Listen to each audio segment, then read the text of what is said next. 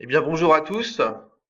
J'espère que vous m'entendez tous. Bienvenue dans ce webinaire de présentation des nouveautés de Windows 10, donc pour les pros, qui va durer approximativement 1 heure et dans lequel on va pouvoir regarder ensemble un petit peu toutes les nouveautés de Windows 10 qui vont pouvoir vous intéresser. Voilà. Alors, je vérifie que tout fonctionne bien de mon côté. Alors, attendez. Voilà. Donc, normalement, là, vous devez pouvoir voir mon écran et les présentations. Alors, on va démarrer. Donc, Windows 10, nouveau système d'exploitation Microsoft qui est arrivé. Ici, on va présenter essentiellement les nouveautés, parce qu'évidemment, il y a encore plein de choses communes et héritées des versions précédentes. Donc, on va commencer par évoquer les différentes éditions, puisqu'il y en a qui sont nouvelles. Parler du fait qu'effectivement, nous sommes sur une plateforme aujourd'hui qui est donc unifiée, contrairement aux anciennes versions. Alors, les nouveautés liées un peu à l'environnement, Cortana, bureau virtuel, Edge, voilà. Le déploiement, hein, où on a quelques effectivement nouveautés liées au déploiement, outils pour essayer de faciliter toujours autant que possible la vie des administrateurs. Et puis, comment dire, la sécurité, donc ici, qui a été beaucoup améliorée en tant que telle dans Windows 10 avec surtout, on a entendu beaucoup parler de Passport et Hello, mais aussi d'e-Device Guard, des choses comme ça. Et puis, le Windows as a Service, qui est vraiment aussi une nouveauté liée à Windows 10. Le fait qu'effectivement, en tout cas en termes de mise à jour et de nouvelle OS, le fonctionnement va être différent. Donc on va démarrer directement ici par les différentes éditions. Alors, les différentes éditions de Windows 10. Alors, un instant.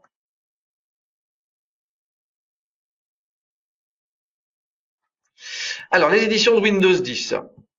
Donc, je le dis déjà, ne serait-ce que pour les développeurs, il y a une petite subtilité, c'est que, en tout cas pour les scripts, ceux qui utilisent des scripts, si vous faites des comparaisons de chaînes de caractères euh, pour des comparaisons de versions, sachez que Windows 10 apparaît comme une version inférieure à Windows 7. Le 10.0 est inférieur à 6.0.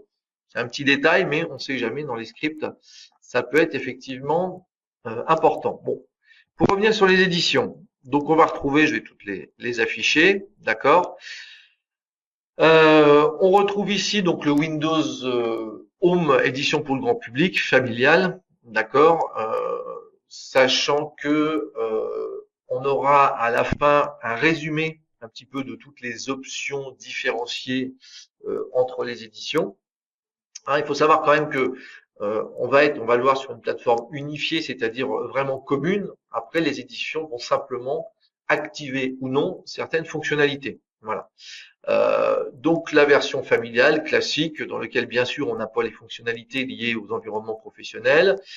Une version mobile entreprise, dont on va voir surtout qu'elle permet des prérequis un petit peu inférieurs à une version traditionnelle, même si une fois de plus le noyau est le même. Donc la Windows 10 mobile qui finalement offre les mêmes fonctionnalités qu'une version Home, contrairement à une mobile pro, mobile entreprise, qui elle va offrir des outils d'administration avancés, une gestion des mises à jour qui pourra être faite par les entreprises, plus de sécurité, ou ce genre de choses. Après, on arrive à la traditionnelle édition Windows 10 professionnelle, où là, on retrouve, comme d'habitude, tout ce qui va être jonction au domaine, etc. Déjà de la sécurité, BitLocker, le bureau à distance, et la version entreprise, d'accord, qui, elle, va rajouter et contenir toutes les fonctionnalités offertes par Windows 10. Donc, on va retrouver là des choses un peu plus spécifiques comme le Windows to Go, Direct Access, App Locker, branche cache. La version éducation, qui est donc nouvelle, qui va être effectivement un peu plus dédié au monde de l'éducation et qui aura en fait les mêmes fonctionnalités que la version entreprise, sauf, on le verra dans le Windows as a Service, le Long Term Service Branch.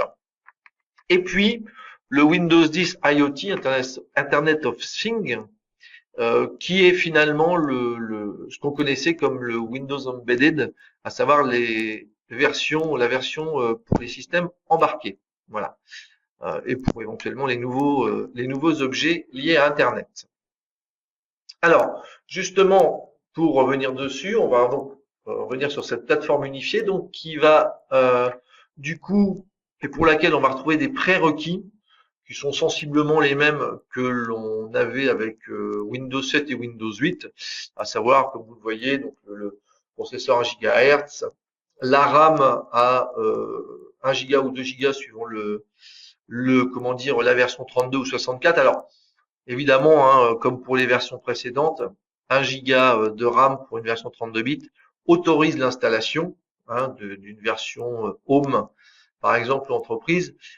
Bon, pour qu'un PC, enfin qu'un périphérique fonctionne correctement, on peut quand même imaginer que un peu plus de RAM ne serait pas de trop. Voilà, donc l'espace disque, même chose, et puis donc les cartes graphiques avec le pilote WDDM, là, le Windows Display Driver modèle de pilote pour carte graphique qui a été apparu avec Vista pour remplacer les anciens modèles pilotes d'affichage de XP pour de meilleures performances.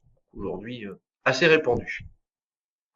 On voit ici du coup que, comment dire, pour les périphériques mobiles, en revanche, forcément, on a des prérequis qui vont être légèrement différents, même si la plateforme est la même, à savoir bon, évidemment la taille de l'écran. Vous voyez bien que pour les 32 bits, donc 512 de mégas de RAM, qui vont suffire.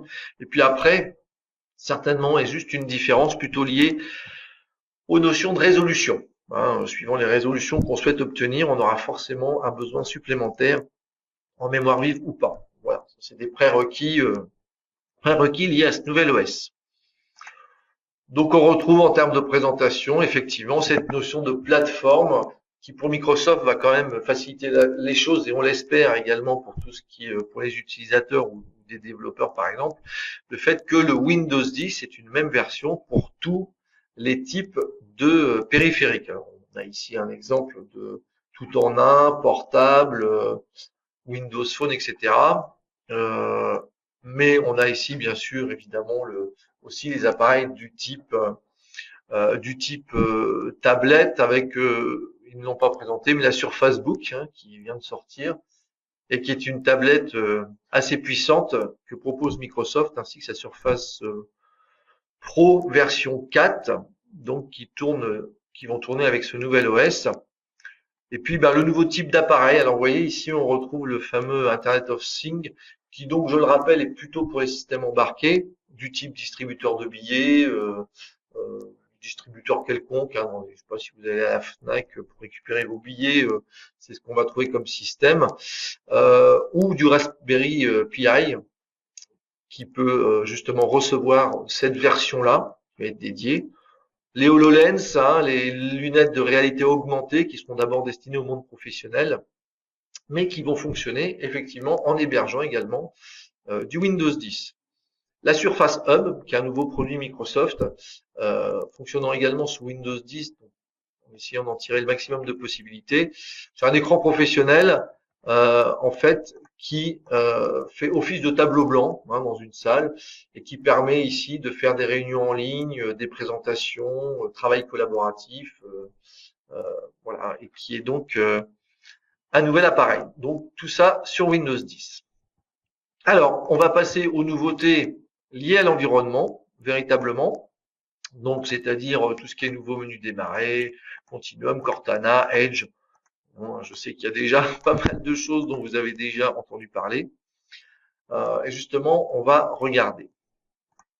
Alors, le nouveau menu démarrer, qui a été tellement demandé après sa disparition dans Windows 8, le retour du bouton, et qui revient sous une forme finalement qui va peut-être prendre un peu historiquement un héritage à la fois du 7 et du 8, mais qui va permettre surtout aux utilisateurs de retrouver un environnement qui leur convient.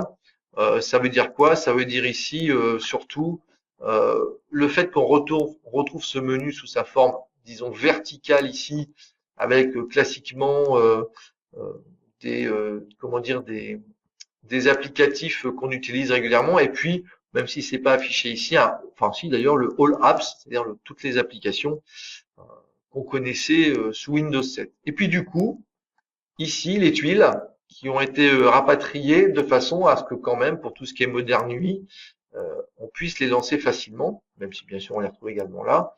Et vous le voyez, le petit bouton ici qui permet de repasser finalement très rapidement ce menu démarrer en mode, j'allais dire, grand écran. Alors, qu'est-ce qu'on peut faire avec ce menu démarrer? Plein de choses. On peut évidemment le redimensionner. On peut organiser les tuiles. On peut choisir les éléments à afficher en personnalisation. On peut faire du glisser-déplacer. On peut renommer bien sûr des blocs, hein, comme on pouvait le faire également. Renommer et déplacer des blocs. Voilà, donc à découvrir, mais un menu démarrer donc qui a changé. Autre nouveauté euh, dont on a entendu parler, le mode continuum. Qu'est-ce que le mode continuum? En fait, Windows 8 partait du principe que on avait ensemble quelque part le mode PC et le mode tablette. Effectivement, vous pouvez passer du bureau, effectivement ce menu démarrer qui était à plat, mais qui était souvent un peu perturbant suivant finalement le type d'appareil qu'on avait. Ici, Microsoft a tiré un peu la leçon de ça pour proposer ce mode qui va en fait dépendre de la connexion ou de la détection d'une déconnexion de clavier. Donc l'idée, c'est qu'effectivement, à partir du moment où le périphérique équipé de Windows 10 va détecter la connexion d'un clavier, il va passer automatiquement en mode PC. Donc, on retrouve le bureau, le menu vertical. Euh, Dès que ce clavier est déconnecté, on passe automatiquement en mode tablette. Voilà. On passe en mode tablette, donc menu démarrer à plat, fonction tactile. Alors, évidemment, l'utilisateur peut choisir lui-même manuellement de passer d'un mode à l'autre. L'intérêt étant là qu'il y aura comment dire, cet automatisme. En fait, on en a aussi entendu parler parce que pour prendre l'exemple comment dire, d'une utilisation, les nouveaux Windows Phone 950, 950 XL qui vont être commercialisés bientôt et qui bénéficient finalement de Windows 10 et donc de ce mode, en sont l'exemple. Vous aurez un petit dock qui sera vendu avec deux ports USB, un port HDMI et VGA, qui fait que vous aurez votre téléphone portable, vous connecterez votre clavier, votre souris, votre écran et automatiquement vous passerez en mode PC. Ça veut dire quoi en fait? Ça veut dire que finalement on peut très bien avoir peut-être un seul ordinateur, un seul téléphone portable et puis on le branche justement via ce dock et on se retrouve avec son PC avec lequel on peut travailler. On débranche et on revient à son mode téléphone. Alors bon, c'est pas non plus toutes les fonctionnalités d'un PC avec un Windows 10 entreprise complet, mais enfin pour de l'utilisation peut-être un peu traditionnelle de type bureautique, Internet, ça peut être assez intéressant. Je précise que si on ne souhaite pas avoir ce dock ou si on veut le connecter, on peut bien sûr aussi connecter son clavier par exemple en Bluetooth et on peut tout à fait aussi connecter un écran donc en Miracast, hein, le Miracast étant une technologie développée par le consortium Wi-Fi Alliance qui permet justement ce partage de signaux vidéo entre un appareil mobile et un diffuseur, vice versa, sans connexion filaire, c'est du peer-to-peer, hein, et sans passer par un routeur. Donc Windows 10 offre cette possibilité. Alors, on a également, en termes de nouveautés, même si vous avez pu le retrouver pour ceux qui auraient eu des Windows Phone, donc c'est Cortana.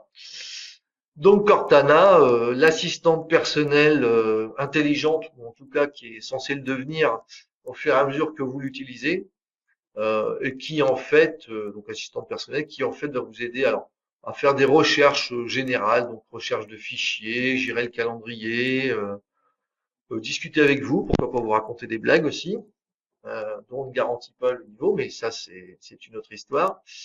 Voilà, donc Cortana qui s'améliore hein, dans une prochaine build, elle va être capable de faire de la reconnaissance manuscrite, ce genre de choses. Donc Qu'est-ce que vous pouvez avoir aussi comme utilisation? Bien, si par exemple vous avez Cortana, vous avez un rendez-vous à un endroit, que vous avez la localisation d'activer sur votre périphérique, Cortana est capable de vous dire, de vous envoyer un rappel en vous disant, vu les conditions de circulation actuelles, si vous voulez être à l'heure à votre rendez-vous, il est temps de partir. Voilà, c'est un exemple, mais c'est l'idée un peu de ce type d'utilisation qu'on peut en avoir. Donc Cortana, Edge.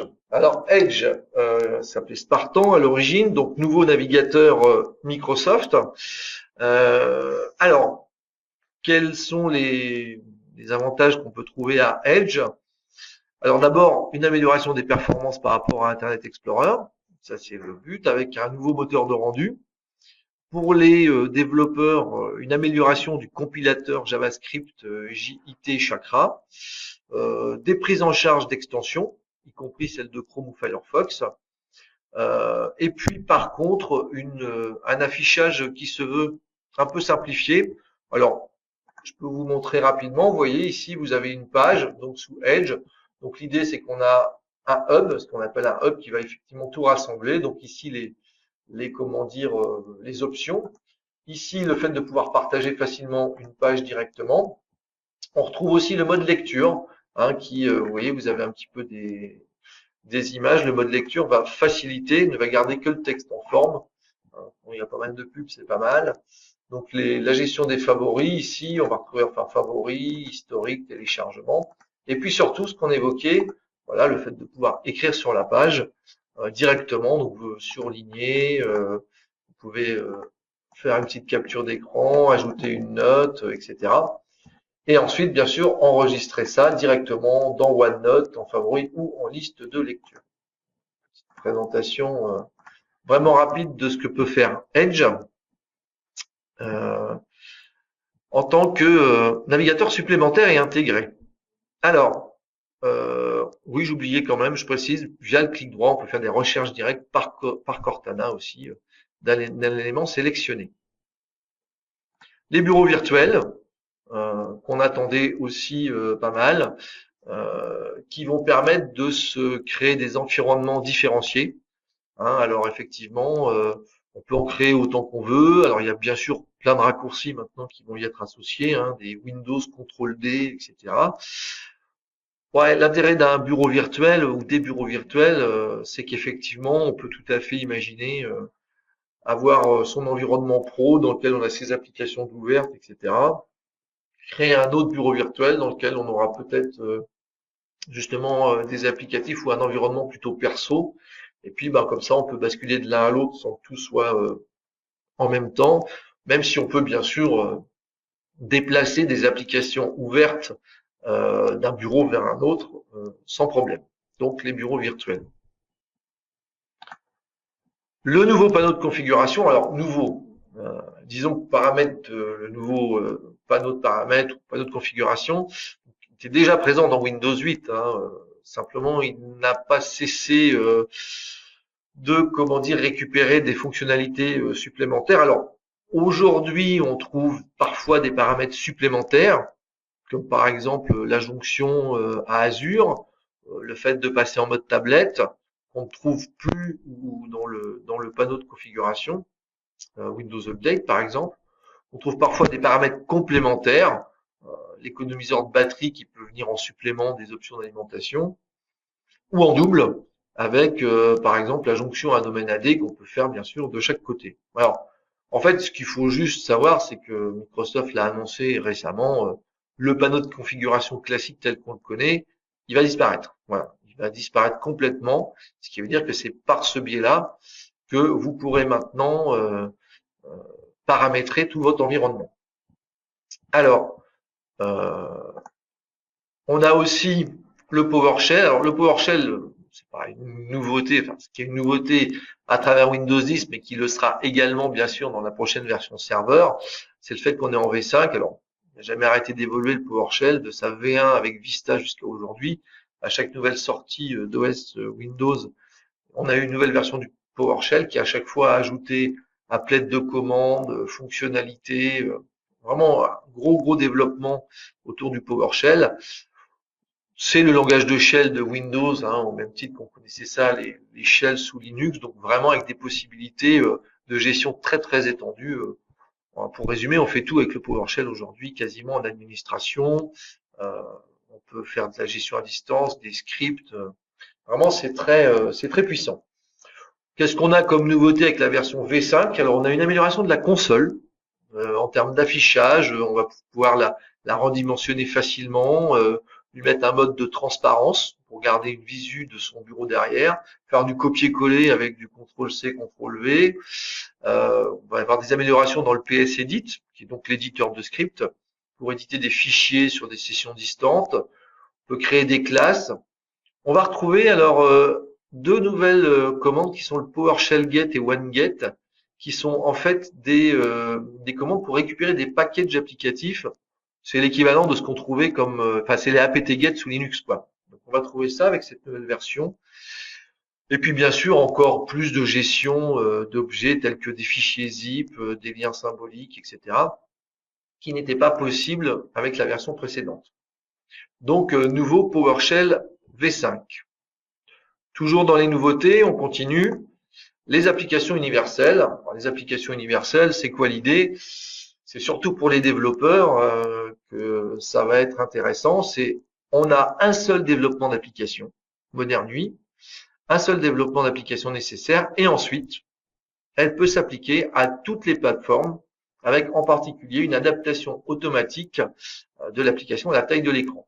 Je ne rentrerai pas dans les détails puisque c'est plus partie développement, mais a priori, les nouvelles applications universelles d'Office, par exemple, s'appuient déjà sur ce genre de choses.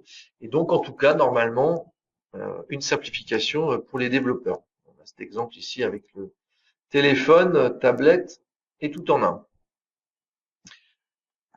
Autre nouveauté, le Business Store. Alors, le Business Store, ici, il avait été aussi pas mal réclamé puisque la problématique qu'il y avait avec le Business Store, c'était quand on voulait récupérer des applications du type donc Modern UI, il fallait un compte Microsoft associé pour l'utilisateur. Si c'était des applications payantes, il fallait que l'utilisateur utilise une carte bleue à chaque fois. Enfin bon, c'était un peu compliqué. Donc Microsoft en fait va autoriser pour les administrateurs via un portail web qui n'est pas encore disponible, mais qui va l'être rapidement, donc sous une adresse https businessstore.microsoft.com, va permettre à un administrateur de justement pouvoir gérer tous ces applicatifs de façon plus simple. Donc l'administrateur va pouvoir se connecter, récupérer, acheter des applications disponibles sur le store et pour ensuite pouvoir les distribuer. Il va pouvoir faire des achats en masse comme ça et pouvoir les distribuer. Il n'y aura plus d'obligation d'une connexion de l'utilisateur avec un compte Microsoft ou bien sûr paiement via une carte bleue personnelle ou celle de l'entreprise. L'utilisateur pourra ensuite récupérer l'application via le store traditionnel alors que l'administrateur l'aura géré. Donc il pourra gérer l'administrateur ses licences online. Si l'éditeur le permet, il pourra même récupérer les binaires et ensuite pouvoir pousser l'application via des applicatifs tels que Intune ou SCCM qui permettent ce genre de déploiement. Mais bien sûr, pour pouvoir le faire, il faudra avoir récupéré ces binaires. Donc le Business Store for Business, le Business Store for Business, Windows Store for Business, qui va permettre cette gestion alors qu'elle ne le permettait pas avant. Donc directement aussi une transition, alors avec un petit rappel par rapport à IE en termes de support. Donc il n'y aura plus de support IE8, IE9 à partir du 12 janvier 2016, d'accord, c'est-à-dire assistance technique, mise à jour de sécurité, sauf pour IE9 sur les systèmes Vista SP2. Voilà, les versions 9 et 10 d'IE bénéficieront pour leur part que d'un support partiel. Ça veut dire que par exemple IE9 bénéficiera de cette assistance uniquement sur des PC à partir de Vista SP2 2008, serveur 2008, et IE10 sur les PC sous 2012. Donc ça c'est pour information.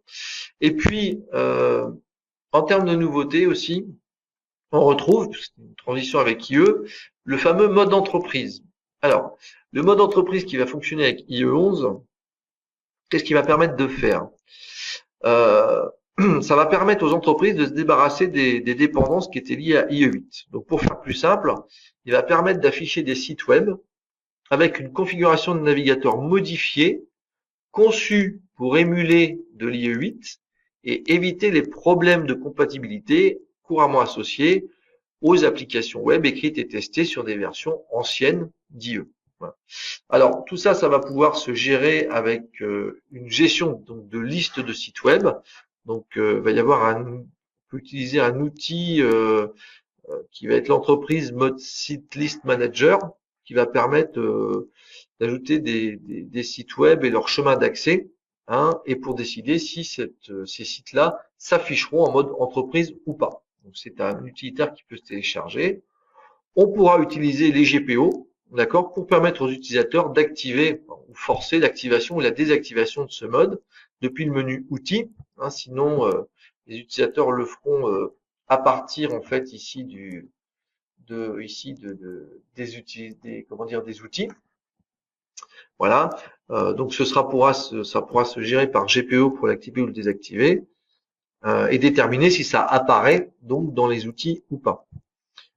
Et puis vous pouvez aussi, Microsoft a mis à disposition un outil qui s'appelle l'Enterprise Site Discovery Tool, qui peut permettre de collecter des informations sur l'usage de sites web, voilà, mais qui aurait pour but de justement collecter des données sur les ordinateurs exécutant IE 8.11, d'accord, de façon à permettre de retrouver une liste de sites web que l'entreprise pourra associer à ce mode de façon à ce que les utilisateurs puissent les visualiser de manière optimale.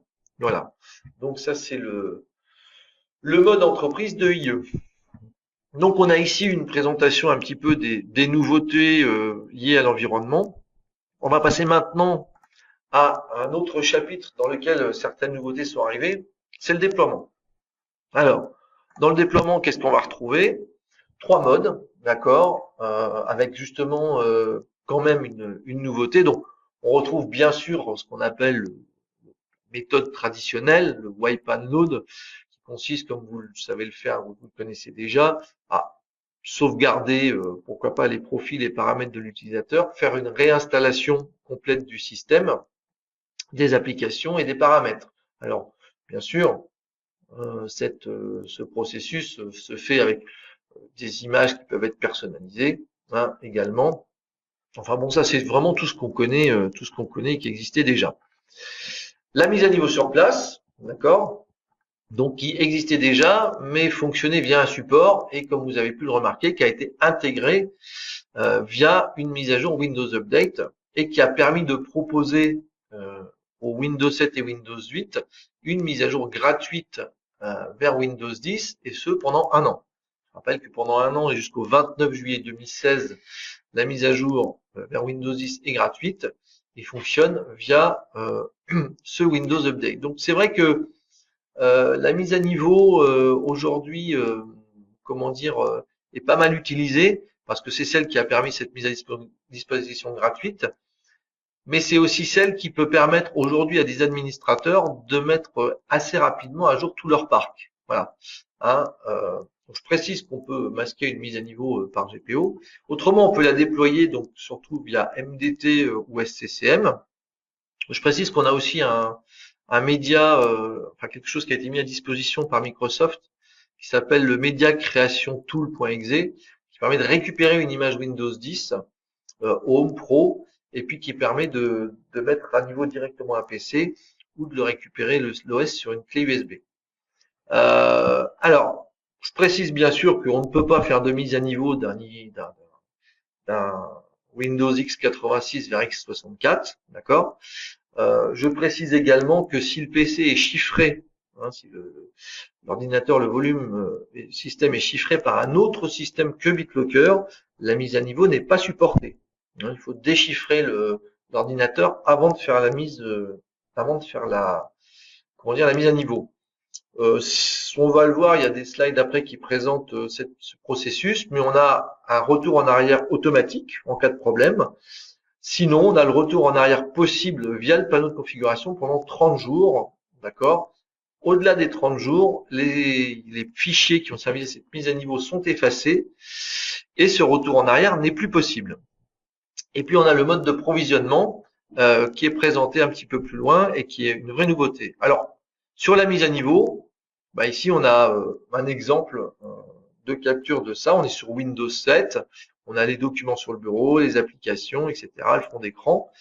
Donc en fait, tout va se conserver pendant la mise à niveau. Donc ici, comment ça va se passer? Alors on a un exemple là ici qui est fait par SCCM.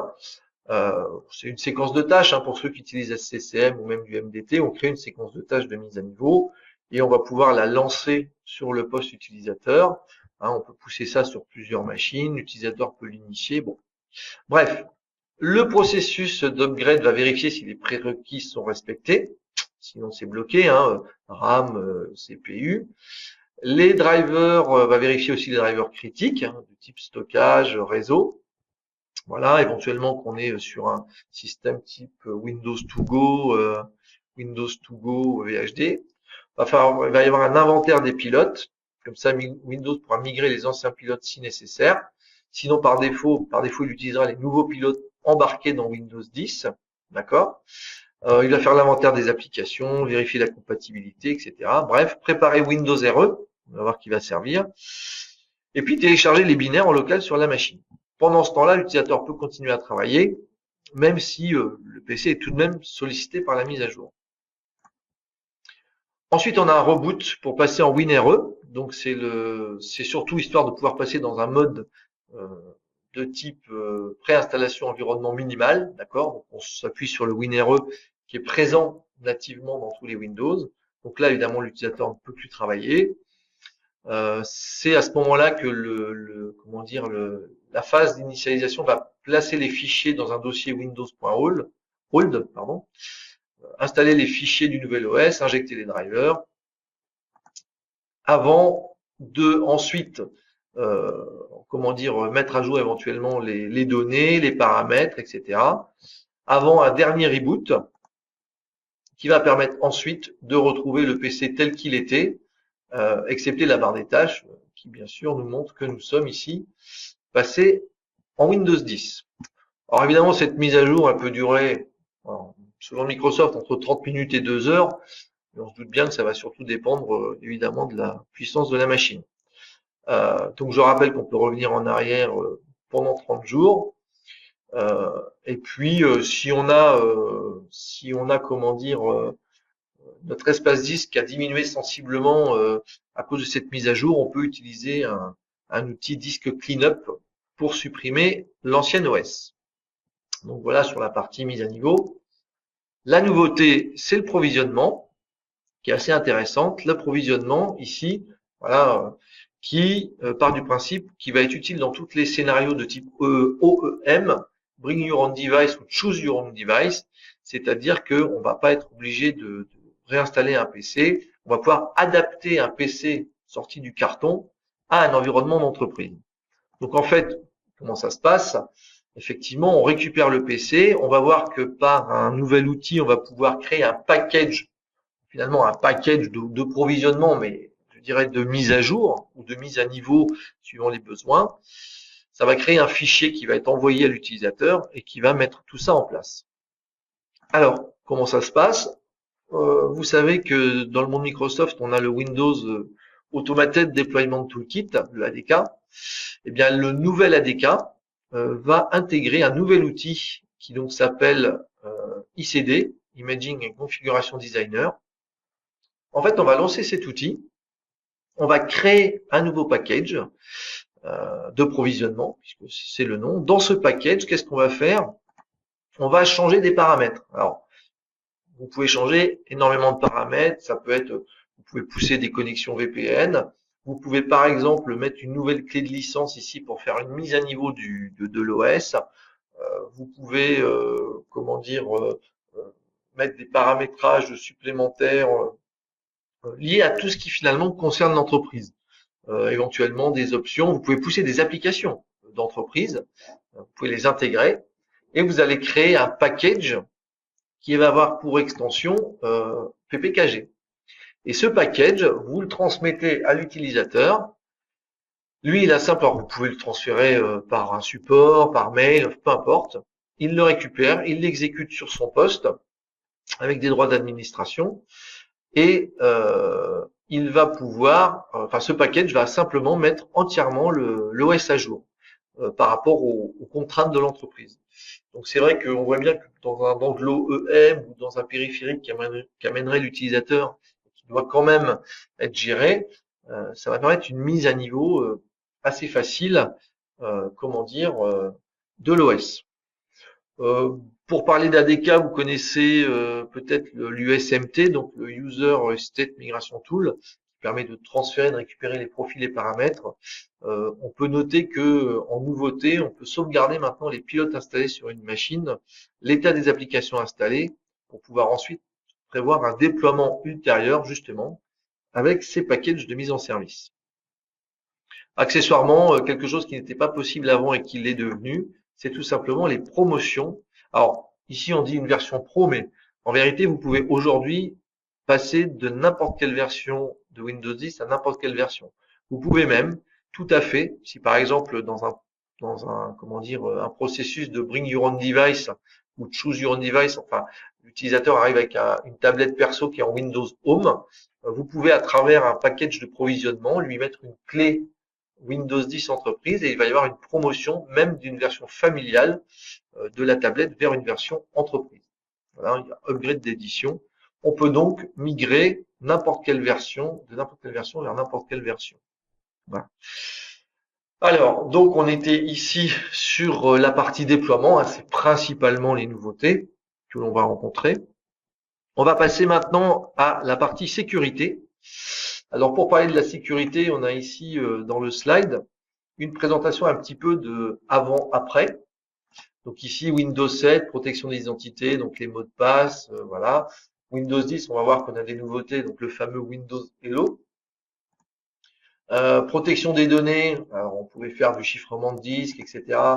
Aujourd'hui, on a, sur BitLocker bien sûr, mais on a ici des protections, disons des facilités supplémentaires pour protéger des données de l'entreprise. On les menace, on va retrouver surtout, on a toujours bien sûr le Windows Defender, mais on va parler surtout du Device Guard qui peut être exécuté sur des, comment dire, sur des PC qui ont vraiment besoin de sécurité renforcée. Et puis donc sécurité des appareils, on va trouver ici encore le Device Guard. Alors, surtout le fait qu'on va pouvoir avoir aussi, c'est pas vraiment une nouveauté, mais on a toujours le fameux Secure Boot via l'UEFI, éventuellement les puces TPM. Alors, pour rentrer un petit peu plus dans le détail, on va commencer donc par la protection de l'identité. Donc la protection de l'identité, c'est le fameux Windows Hello, Microsoft Passport déjà pour commencer. Le constat en fait, c'est qu'effectivement les mots de passe c'est toujours un problème de sécurité, puisqu'effectivement réutilisation des mots de passe, oubli, tentative d'attaque sur les mots de passe. Donc finalement l'idée c'est de s'exonérer complètement de la notion de mot de passe avec un nouveau système. Alors, ça va passer entre autres par le Microsoft Passport. C'est un petit peu le nom générique. Alors, je précise tout de suite, rien à voir avec ce qu'on a connu il y a quelques années, les passeports Microsoft. Non, c'est le nom qui est donné du service Microsoft, enfin, qui va permettre d'utiliser ce nouveau mode de fonctionnement. Voilà. On va oublier la notion de mot de passe. On va avoir ici une notion simplement de reconnaissance via effectivement code PIN, en tout cas utiliser le fameux Windows Hello, voilà. Et puis surtout, tout va être remplacé par un système donc de paire de clés publiques et privées, voilà, qui va nécessiter, on va le voir, un fournisseur d'identité, qui pourra être effectivement de l'AD, par exemple, ou et puis un système donc clé privée, clé publique. Ce qu'il faut savoir, c'est que ce concept s'appuie sur tout service fournisseur d'identité du type donc compte Active Directory, Azure Active Directory, mais aussi service non Microsoft, tant qu'il prend en charge ce qu'on appelle l'authentification FIDO. Alors FIDO, c'est quoi? C'est qu'en 2012, plusieurs grandes entreprises ont formé la FIDO Alliance, Fast Identity Online, pour créer un nouveau moyen sécurisé et facile à utiliser, interdisant l'utilisation ou s'exonérant de l'utilisation des mots de passe. Donc on retrouve dans cette alliance des multinationales de l'IT, Google, Microsoft, Lenovo, BlackBerry, etc., Visa. Bon, Et en fait, après 2 ans de travail, donc la FIDO Alliance a publié des spécifications finales sur des systèmes d'authentification, dont un décrit comme un protocole sans mot de passe qui porte le nom de UAF, Universal Authentication Framework, et qui est donc entre autres utilisé par Microsoft. Alors concrètement, comment ça se passe? Ici, on est dans le cas d'une première authentification. On va donc avoir d'un côté, on va voir ici d'un côté notre fournisseur d'identité, donc Azure Active Directory, compte Microsoft ou IDP respectant FIDO. Et puis on va avoir ici notre utilisateur qui va vouloir accéder à une ressource.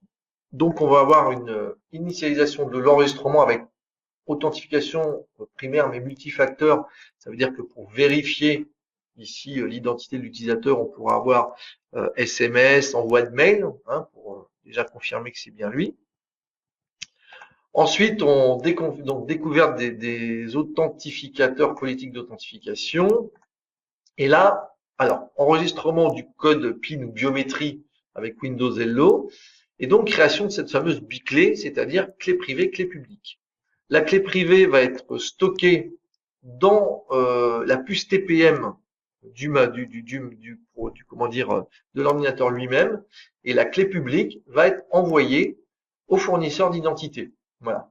Alors, avec pourquoi pas une basée sur de l'attestation, enfin quelque chose de basé sur de l'attestation matérielle, mais qui n'est pas obligatoire. C'est juste un renforcement de sécurité. Et ensuite, fourniture du jeton d'accès pour l'accès pour l'accès à la ressource. Alors, faut bien différencier ce fonctionnement de ce qui existait dans 8.1, puisque on avait bien sûr le mot de passe image, le code PIN dans 8.1, mais c'était juste une protection d'un mot de passe existant. Hein, c'est juste un déchiffrement d'un mot de passe. Là, on n'a vraiment plus du tout de mot de passe. Quand ensuite l'utilisateur veut accéder à une ressource, il demande un jeton d'accès. Il va y avoir l'envoi d'un challenge pour l'authentification. Ce challenge, alors, il va y avoir d'abord authentification de la personne en biométrie. Le challenge va être signé avec la clé privée donc de l'utilisateur stockée dans la puce TPM. Donc, on va avoir ici une vérification de la signature avec la clé publique, puisque ça aura été chiffré avec la clé privée. Et si le challenge a pu être déchiffré, il va y avoir une fourniture du jeton pour accéder à la ressource. Donc on voit bien qu'on est toujours dans une logique où ici, il n'y a plus de mot de passe. Après, comment effectivement l'authentification de l'utilisateur se fait? Eh bien, par le fameux Windows Hello qui intègre tout un processus d'authentification basé sur autre chose qu'un mot de passe, c'est-à-dire du biométrique, donc visage, iris, empreinte digitale, c'est-à-dire que la clé privée va être déverrouillée après authentification par Windows Hello. Alors évidemment, ça veut dire qu'on va avoir besoin de matériel particulier. Alors, on a ici des nécessités d'avoir une puce TPM 2.0. On a besoin de caméras spécifiques parce qu'on va, en fait, j'ai ici un exemple de cette caméra. C'est parce que la reconnaissance du visage, par exemple, va s'appuyer sur de l'infrarouge. Pourquoi de l'infrarouge? Parce que ça permet de ne plus se faire, entre guillemets, berner par une photo. Hein. C'est-à-dire qu'en fait, on va pouvoir s'exonérer de problèmes d'éclairage, du fait que l'infrarouge va pouvoir détecter de la chaleur. Bon, voilà. Va falloir effectivement des équipements un peu spécifiques, mais une fois que les périphériques le seront, on pourra complètement utiliser cette nouvelle technologie. Bon, voilà pour cette partie-là. Sur la partie sécurité, alors ici un rappel sur justement ce qu'on appelle le pass the hash. Alors, c'est quoi l'idée? C'est qu'un utilisateur malveillant pourrait devenir administrateur d'un poste, enfin qui réussit à devenir administrateur d'un poste, peut attaquer le service LSA, qui sert à l'authentification des postes Windows, y compris entre eux. Et dans ce process, on trouve les hashes de mots de passe. Ces hashes peuvent être récupérés, utilisés tels quels sur d'autres postes, et ça peut permettre l'accès aux machines, le vol de secrets, etc. Et ça de machine en machine. Et on pourrait quasiment finir administrateur du domaine, par exemple. Donc il y a un nouveau mode qui apparaît avec Windows 10, le Virtual Secure Mode. Pour parer ce genre d'attaque, en fait, le Virtual Secure Mode, en fait, on va isoler des parties mémoire pour en interdire l'accès tel quel au système.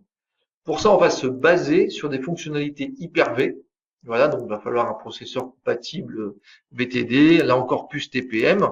Et en fait, quand les processus auront besoin, quand les processus de l'OS auront besoin d'accéder à des parties mémoire isolées dans cette bulle virtuelle, on passera par le protocole RPC qui sera sécurisé et chiffré. Encore une fois, par des, des mécanismes de sécurité qui seront stockés dans les puces TPM. Donc, on va vraiment avoir cette isolation totale de façon à permettre justement d'éviter ce genre d'attaque.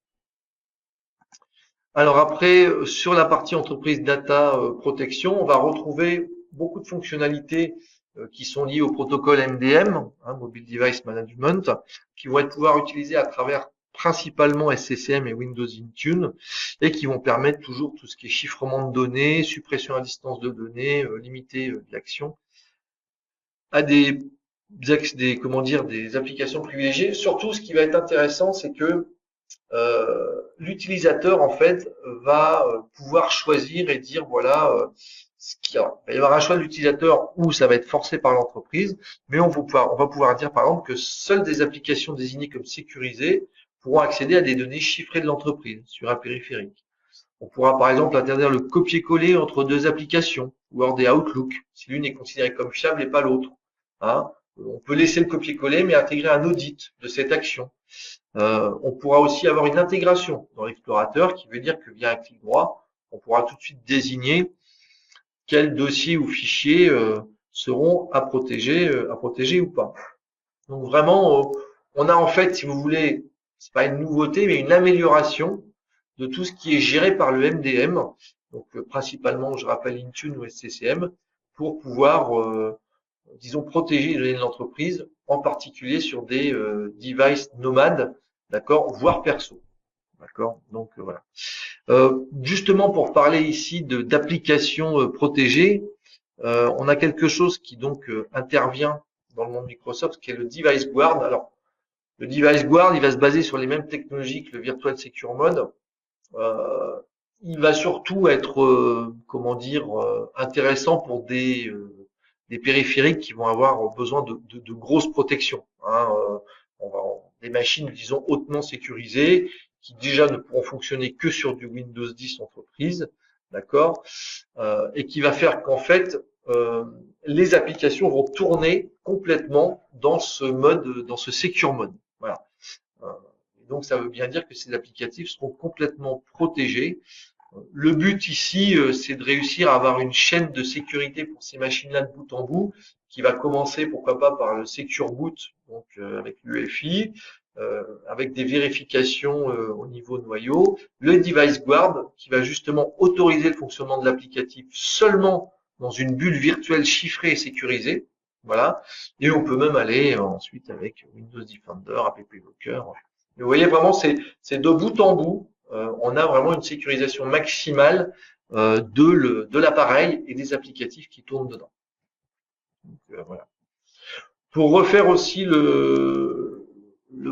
point sur ce qu'on appelle le choix en termes d'identité, c'est bien de mettre un rappel ici sur ce qu'on peut avoir comme type effectivement de choix suivant le PC. Alors, tout ce qui est PC appartenant à l'organisation, on retrouve toujours membre de l'AD, jonction, d'accord. Tout ce qui va être aussi, pourquoi pas, de la jonction Azure Active Directory. Ce qui est intéressant, c'est que si on a une authentification pour un utilisateur qui est à l'extérieur, il le pourra par Internet. Donc, on a forcément, on trouve du SSO.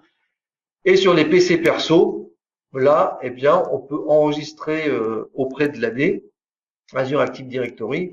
Ce qui est intéressant, c'est qu'à partir du moment, par exemple pour des PC distribués à des prestataires ou des choses comme ça, mais dès qu'on va avoir cet enregistrement dans l'Azure Active Directory d'un appareil, en fait, on va avoir une opération qui va consister à avoir une device registration, c'est-à-dire que l'appareil va être enregistré avec l'échange de certificats et on va pouvoir du coup s'appuyer sur les technologies MDM.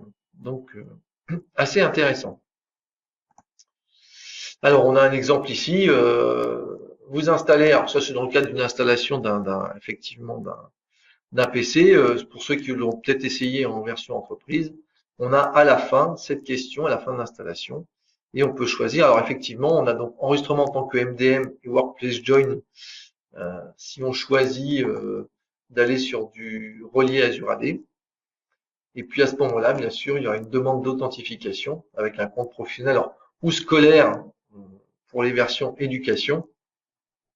Et donc, il y aura intégration dans Azure AD. Alors, on peut le faire aussi, bien sûr, par la suite. Vous voyez ici justement un exemple du nouveau panneau de configuration où on peut ici retrouver cette notion de connexion à Azure AD. Voilà. Donc, il y aura des centres de certificat sur le poste, génération de clés publiques. Donc, tout ce qu'on retrouve est gestion via Intune ou SCCM. Moi, je fais juste une petite parenthèse, mais bien sûr, on n'a pas de GPO après une jonction, une connexion à Azure AD. Hein. On a juste un enregistrement de périphérique. Donc après, il faut effectivement un outil tiers. Donc voilà pour cette partie sécurité. On va passer déjà presque à la fin de ce webinaire en parlant là aussi d'une nouveauté assez importante, la notion de Windows as a Service. La notion de Windows as a Service, c'est que Windows 10, c'est logiquement la dernière version de Windows éditée en tant que telle. C'est-à-dire qu'en fait, on va avoir maintenant Windows as a Service qui va permettre de maîtriser le rythme de deux choses. Les mises à jour traditionnelles, donc on va avoir une petite différenciation entre les mises à jour de sécurité et les autres, et les mises à jour fonctionnelles de l'OS lui-même. Donc, c'est-à-dire qu'en gros, 2 à 4 fois par an, selon Microsoft, on aura une nouvelle build, d'accord, qui sera déployée et qui va améliorer le système et qui fait qu'en fait, on passera un petit peu comme ça au fil de l'eau sur une version évolutive de l'OS et donc plus de sortie d'un nouvel OS. Pour ceux qui le souhaitent, on a bien sûr le programme Insider, dont vous avez peut-être entendu parler, auquel on peut s'abonner, qui permet à des entreprises, pourquoi pas des particuliers, de voir ces évolutions. C'est-à-dire qu'en fait, quand avant la sortie officielle d'une nouvelle build, elle est proposée en test finalement. On a un échange avec Microsoft et Microsoft peut éventuellement au fil de l'eau modifier son développement par rapport à des retours pour justement l'améliorer avant la sortie des nouvelles builds qui seront poussées sur les différents postes. Alors, ce qu'il faut bien comprendre, c'est que bien sûr, on n'a pas les mêmes besoins et on a plusieurs publics. On aura donc 3 mondes en fait. On peut ici voir. Donc, on aura donc le grand public, d'accord, avec ce qu'on appellera, ce que Microsoft appellera la current branch. Donc, la current branch, elle, en fait, elle part du principe que les mises à jour seront poussées. Alors, donc, il n'y aura plus j'allais dire de Windows Update traditionnel, vous le retrouvez dans les paramètres. Les mises à jour seront poussées. L'utilisateur pourra avoir un délai avant de les installer. Mais quoi qu'il en soit, au-delà d'un délai qui est de 4 mois, l'installation sera obligatoire. On voit bien qu'ici, il y a vraiment un choix qui est fait de considérer qu'au fil de l'eau, les systèmes, en tout cas pour le grand public, seront toujours sécurisés et mis à jour quoi qu'il en soit, puisqu'on n'aura pas la possibilité, comme ça, de désactiver ces mises à jour. Alors bien sûr, on n'a pas du tout les mêmes problématiques dans un monde professionnel. C'est pour ça qu'on va retrouver ce qu'on appelle le Current Branch for Business. Donc le Current Branch for Business, pourra se gérer en supplément, parce que le Current Branch, ce sera juste du Windows Update. Le Current Branch for Business, lui, ce sera éventuellement du WSUS, d'accord, voire aussi un portail qui s'appellera Windows Update for Business, qui n'est pas encore actif. Donc là, qu'est-ce qui va se passer? C'est qu'en fait, les administrateurs auront plus de possibilités. Ils vont pouvoir avoir plus de temps pour tester les mises à jour avant qu'elles ne soient déployées. 8 mois de délai supplémentaire. En réalité, 12 mois, puisqu'on aura les 4 mois de la Current Branch, plus les 8 mois de la Current Branch for Business. On aura en réalité 12 mois avant un déploiement de mise à jour sur les postes. On pourra ajuster des horaires de maintenance pendant lesquels les mises à jour seront déployées, les redémarrages programmés, etc. Si les mises à jour bénéficient de peer-to-peer, puisque ça c'est une possibilité maintenant. Et donc ensuite, il y aura le déploiement de ces mises à jour après le délai. Ensuite, on a un dernier monde qui est un peu particulier. Je pourrais revenir juste en arrière, c'est les systèmes spécialisés. Donc, il a contrôle aérien, service d'urgence, peuvent pas se permettre d'avoir comme ça des mises à jour régulières parce que ce sont des environnements qui doivent rester particulièrement stables, d'accord? Et donc on aura ce qu'on appelle le long term service branch, où en fait les postes ne recevront que des mises à jour critiques de sécurité et certains correctifs critiques. Voilà. Et ce sera géré exclusivement par WSUS, donc sur des versions entreprises, et le système restera figé. Il n'y aura pas de mise à jour fonctionnelle. Éventuellement, la possibilité de déployer une nouvelle version majeure toutes les 2-3 ans. Voilà, avec un support pour 10 ans. Donc, pour résumer, les versions Home, c'est Current Branch et Windows Update. Pour tout ce qui est pro entreprise, on va retrouver le Current Branch for Business avec Windows Update, SCCM, WSUS. Et il n'y a que la version entreprise qui aura le long term service branch, pardon, le Windows 10 Education étant finalement lui comme le pro, c'est-à-dire juste le Current Branch et Current Branch for Business. Donc voilà ici ce qu'on pouvait dire de façon sommaire sur tout ce que sont ce principe de Windows as a Service. Donc ici, effectivement, comme je vous l'avais dit, un tableau résumé. Alors effectivement, par rapport aux grandes éditions, je rappelle que la mobile s'appuie sur la familiale. Et donc ici, de tout ce qui est commun, on retrouve effectivement Cortana, le Hello, le multitâche, Continuum, Edge, etc. En revanche, déjà des différences, puisqu'on voit bien ici dans la version familiale Pro, les jonctions, les GPO, BitLocker, etc., etc. L'accès affecté dont j'ai pas parlé, mais qui existait déjà, qui permet pour une moderne UI d'avoir une application forcée au démarrage de la machine pour le périphérique. Les versions entreprises qui vont récupérer APP Locker, Branch Cache, donc contrôle de bande passante, le Windows to Go, d'accord. Ici les mises à niveau faciles. Et vous voyez ici la version éducation, qui elle n'a pas la mise à niveau. Et également dans les mises à jour, on voit bien que les versions, voilà, le Credential Guard, le Device Guard, tout ça sont quand même réservés à des entreprises d'éducation. Et le Long Term Service Branch pour uniquement la version entreprise. Alors pour résumer, voilà un petit peu tout ce qui a été présenté.